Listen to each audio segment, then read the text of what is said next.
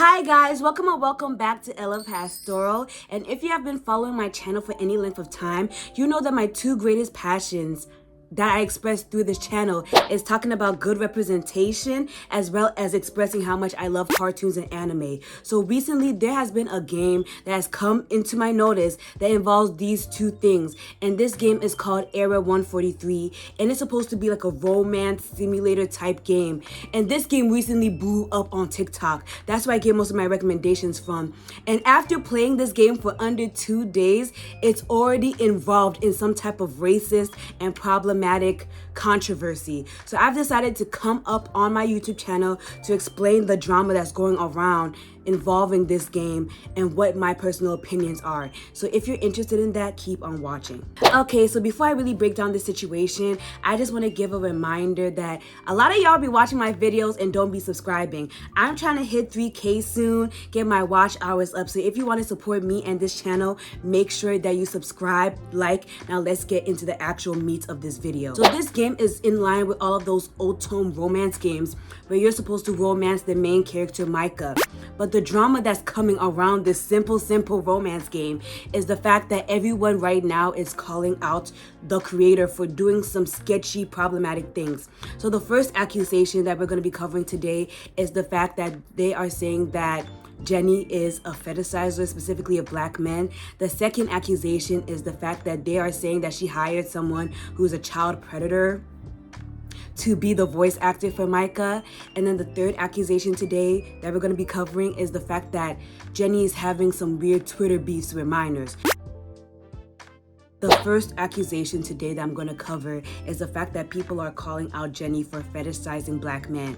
And this is very concerning, seeing as the main character, the only character, Micah, is half black, half Asian. And you might ask, Emma, why are they saying this girl right here is fetishizing black men? And this comes from like pre-game, I don't even know, like concept art, concept stories that she had. So I'm just gonna be reading you guys the proof. So just so I don't forget to mention this, but the person who I got all of my information from and my sources is this person from Twitter. And I'm also leaving like their gigantic master document in the comment section too, in case you guys want to check it out for yourselves. But here it is. So it says, hey, have you guys met Micah's dad yet? Here's some stuff at Jenny V Fam wrote about him. Hashtag Micah Yujin, hashtag otome jam.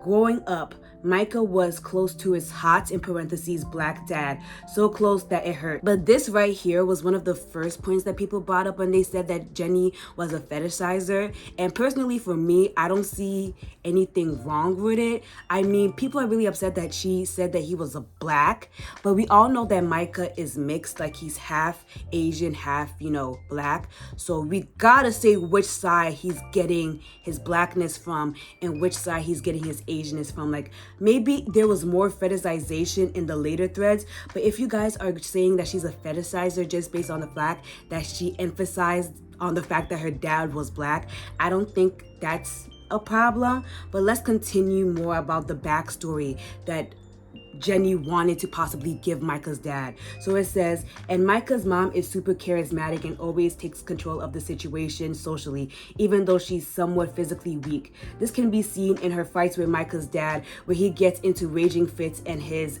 mom just pouts when they do. His father would yell about the dishes weren't washed, and his mom would be like, if you love me, you'd wash them. And his father would always give in because he'd feel stupid getting mad and yelling by himself. The other piece of evidence says his father didn't have the best temper and was quick to anger and to get into fights. One day on an outing with his father, a manager had talked to him with a snarky tone. Micah's dad in turn threw food at the manager, cussing him out abruptly. Then it says that after this situation, Micah knew what to do when this happened and ran out of the store a little quicker than a normal high schooler would react. And based off that evidence, people are saying that Jenny has made Micah's dad into the stereotype of an aggressive black man. And if you guys don't know anything about, the stereotypes that surround black people, it's one that, black men specifically are so aggressive and they need to be tamed. And that's what people are trying to say that Jenny did by having Micah's dad be like the angry black man stereotype and Micah's mom be like the docile Asian stereotype to make him calm.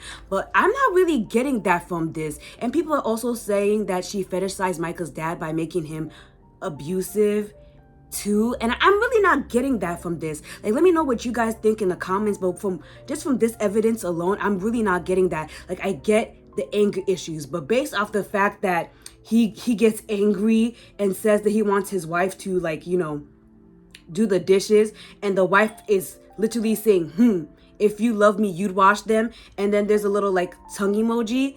I'm not getting this messaging that you guys are trying to put out here, where it's like, oh, she wants him to be an abusive character. Like, this man definitely has anger issues, but I don't see a direct fetish problem here in terms of letting Micah's dad be, you know, angry. Like, he seems like a Karen. What I'm getting from this is that if he was a white man, y'all would just call him a Karen, or like, I don't know, like a Tom or something. But this doesn't give me like she's feeding into any specific stereotypes. Let me know what y'all think in the comments, but I'm not getting that from this. So now that I've officially talked about the fetish portion of the drama, I really want to talk about the allegations that are going around Micah's voice actor. And I feel like this is even more serious than the fetish thing that I talked about in part 1, because CP, if you guys don't know what that means, it has to relate to explicit content of minors and children. And that's like a very serious accusation to have. And so the drama that's practically going around this topic is the fact that the voice actor, the current voice actor for Micah, I don't know how long he's gonna be Micah, he used to act in a game called Camp Buddy, and I never heard of Camp Buddy before this drama, but I'm just gonna be putting promotional art on the screen for you guys to see, and you can definitely see why the allegation of CP is being thrown out. And so when I was on TikTok, because I've been keeping up with this drama both on TikTok and Twitter, a lot of people said that originally the characters in this game were younger. You know, they had younger ages, but they had to be aged up in order for their game to be sold on the Steam store. And that is a little suspicious, because if you guys are seeing what I'm seeing right now on the screen, you'll notice that a lot of these characters do not look like they're supposed to be adults. And you can tell that this game is definitely supposed to be for those creeps in the anime community. I made a whole video talking about the creeps in the anime community who like to 18+ify children. Like, if you guys told me that this character right here was supposed to be over 18, I call you a liar. And I feel like that's why people are throwing out the allegation of CP.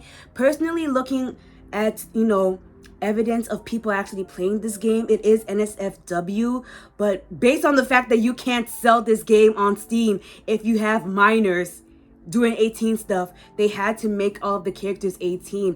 But when I tell you, it still looks pretty weird. Like, it really looks really weird to me. And I don't really know what my thoughts are on this situation, because for me, I wouldn't have hired Micah's voice actor if I knew, you know, he was involved in something like this, because I feel like, I mean, look at the situation that we're in now. Like, the creator of Error 143 is literally getting so much backlash for having this man as the voice actor. And she said that, you know, she's a small indie creator and like she didn't really do her research. But I'm like, for the safety of your brand, you need to, because luckily this is just like, I don't want to say it's a not serious allegation, but imagine if this dude was involved in like some actual serious nonsense, like he was the Harvey Weinstein of the, I don't know, the voice acting community, you'd actually be in a lot of trouble. And I feel like this is like a warning for all indie creators. Y'all gotta do your research. Y'all gotta at least Google who you want to be involved with your project, because now it's too many layers of drama that's happening at once. Like, if you guys go check out the Twitter threads that are being written about this lady right now, you'd be like, damn. And this game just blew up. Literally, I played it for 3 days and this drama happened. So personally, I don't know if she is going to get a new voice actor, but with the situation looking like how the situation is looking like, I think she needs to go put out a help wanted sign ASAP, because I know you aren't supposed to really attack voice actors. You're supposed to attack the creators. But I'm still looking at the dude a little sideways for being involved in a game that definitely looks like it's catered towards lolicons and shotocons. And if you guys don't know what those words means, I'm gonna put a little definition here. It's a bad look. It's a bad look all around.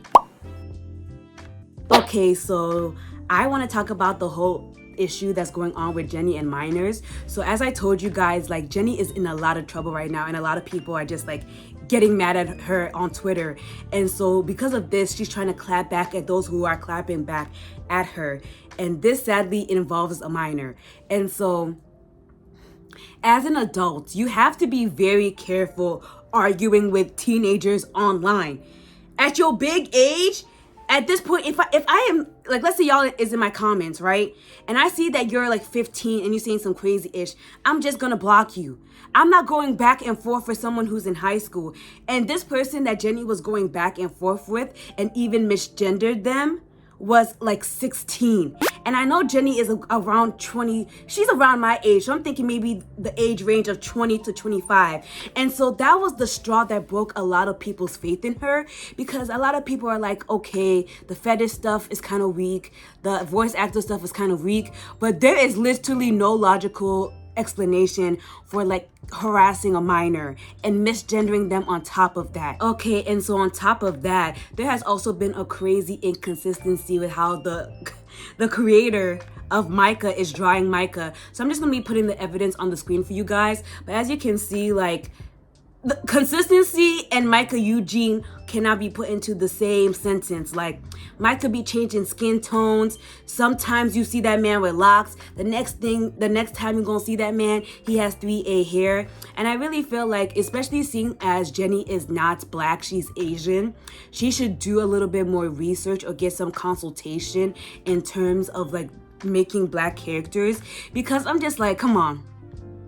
To go from locks to go from locks and then to immediately go to loose curly hair like that is a little crazy. And I just feel like she should be better, because this is the brand. Like right now she's charging $50 in order to get your name voiced in the game. Like, so Shawty making a little bit of coin, and she's getting a lot of support. Like, I think for a while, Era 143 even beat out Genshin on the game, like the Apple game thing. So I'm like, you can do better. You definitely have the money now. I know you're indie creator, but you can definitely do the due diligence of like having consistent character designs. And especially if you're going to go out of your way to make like someone who's not your race, I feel like you can do a little bit more effort to just make your character consistent. Because mind you guys, Micah isn't some background character, because y'all love to be like, oh, he's a background character, the way he looks isn't, important. But Micah is the face of 143. So if you're gonna have a main character be black, like, do the due diligence of being consistent. And so for my final thoughts, I don't know what to say, y'all. I feel like a lot of the points as to why people are trying to be mad at Jenny are a little crazy, but then Jenny is giving very much yandere Dev in terms of how she's handling this backlash. And if you're able to be compared to Yandere Dev, like, I think she literally made a poll like, A, should I work on the game? B, should I explain? C, should I go to sleep? And everybody was like, girl, do all three. Why are you doing a poll like this? I just feel like there needs to be more accountability. And there, like I always say, there needs to be like a PR team, because I'm just like, who is helping you manage the situation right now? This is crazy. Hi guys, it is Editor Emma here, and I just wanted to give you guys some recommendations of some other romance / otome games that you can play that have a main POC love interest. So the first one we have here is Validate. And this is a game where you're able to choose any of the characters to go on a date with.